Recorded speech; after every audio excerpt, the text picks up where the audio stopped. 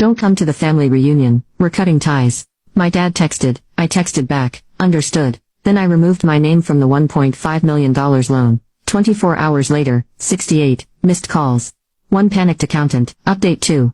The breaking point came 3 weeks ago, at what should have been a celebratory dinner. Thomas and Caroline had just announced they were expecting their first child, the first Wilson grandchild. My parents rented out the entire rooftop restaurant at the Mandarin Oriental Hotel in Boston. Marcus and I flew in specially for the occasion. Rebecca, my mother air-kissed both my cheeks when we arrived. That dress is interesting. Didn't I send you the color scheme for tonight? She looked disapprovingly at my deep blue cocktail dress. You didn't actually, I replied, already feeling the familiar weight of disappointment settling in my stomach. Well, everyone else managed to coordinate. She gestured to the sea of champagne and pale pink attire around us. Never mind, at least you're here. Thomas was worried you might be too busy with that case you mentioned. The Willis merger. I'd mentioned it once briefly during our last phone call, a $1 billion deal I was helping to negotiate that could make or break my path to partnership. My mother had changed the subject within 30 seconds. Throughout dinner, my parents doted on Caroline and Thomas. The next generation of Wilsons will have quite the legacy, my father announced, champagne flute raised high. Thomas has just been made the youngest senior partner at Wilson Properties. The Bradford connection has already brought 3 new major clients, and now a grandchild. Marcus squeezed my hand under the table. He knew how hard I'd worked for my own senior associate promotion, a fact my parents had acknowledged with all the enthusiasm of someone noting a change in weather. Rebecca, Caroline turned to me, her perfect blonde hair gleaming under the chandeliers. Will you be bringing Marcus to the family reunion next month? Mothers arranged for a feature in Boston Magazine. 3 generations of Boston's elite families. I blinked in confusion. Family reunion. I haven't heard anything about it. A moment of awkward silence descended on the table. Didn't we mention it? My mother's voice carried the practiced nonchalance I recognized from childhood, used when covering something uncomfortable. It must have slipped my mind. It's at the Cape House. 4th of July weekend, 3 weeks from now. No, you definitely didn't mention it. I looked at my father, who suddenly became very interested in his lobster. Later that night, I overheard my parents talking with Thomas and Caroline in the hotel lobby while Marcus was getting our coats. We thought it best not to have Rebecca and her teacher at the reunion, my father was saying. The Bradfords are bringing the governor, and the Merrick's son from Goldman Sachs is attending. It needs to be the right atmosphere. But she's family, Thomas said, surprising me. Shouldn't she be there? Your sister has chosen a different path, my mother replied. We support her of course, but this event is about family legacy. Rebecca has made it clear where her priorities lie. Besides, we've already told everyone she's too busy with work to attend. I stepped back into the shadows, a familiar hollow feeling expanding in my chest. Marcus found me minutes later, staring out the window at the Boston skyline. Ready to go? He asked gently. They're ashamed of us.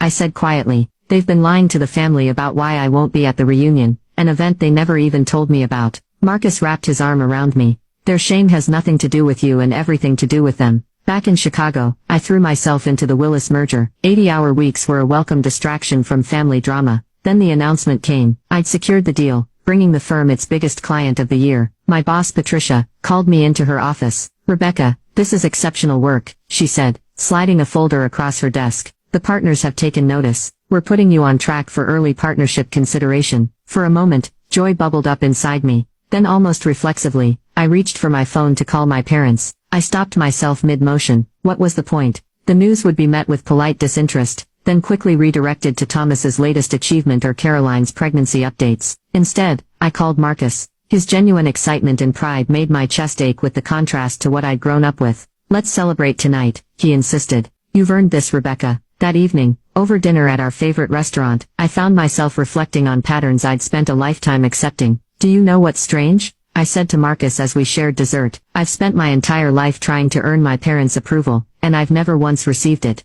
Not really. Maybe it's time to stop trying, Marcus suggested gently. You're extraordinary, with or without their validation. The next morning, I discovered through my cousin Amy's Instagram that formal invitations to the Wilson family reunion had gone out weeks ago. Everyone had received theirs, everyone except me. I was in the middle of a preparation meeting for the Willis contract signing when my father's text arrived. The conference room at Caldwell & Burke was filled with senior partners and associates. The Willis merger had entered its final phase, and as lead associate, I was presenting our strategy for the contract signing scheduled for the following week. My PowerPoint slide, showing projected revenue increases, was on screen when my phone vibrated against the mahogany table. Normally, I would never check my phone during such an important meeting, but seeing my father's name triggered an old reflex. Wilson family matters always took precedence. I glanced down discreetly. Don't try coming to the family reunion. Your mother and I have decided it's best we cut ties for now. Thomas agrees. This is what's best for the family business and image moving forward. The words blurred as I felt blood rush to my face. The conference room suddenly seemed too warm, too crowded. Patricia was asking me something about the third quarter projections, and I forced myself to respond on autopilot. The projections show a 17% increase, I heard myself say, voice remarkably steady while my inner world collapsed. If you'll turn to page 4 of your packets. I continued the presentation flawlessly, years of performing under my parents' critical gaze, having prepared me well for maintaining composure while in emotional turmoil. No one in that room knew that behind my professional demeanor, I was processing the formal severance of my family ties via text message. Now you can watch the third part by pressing share and more.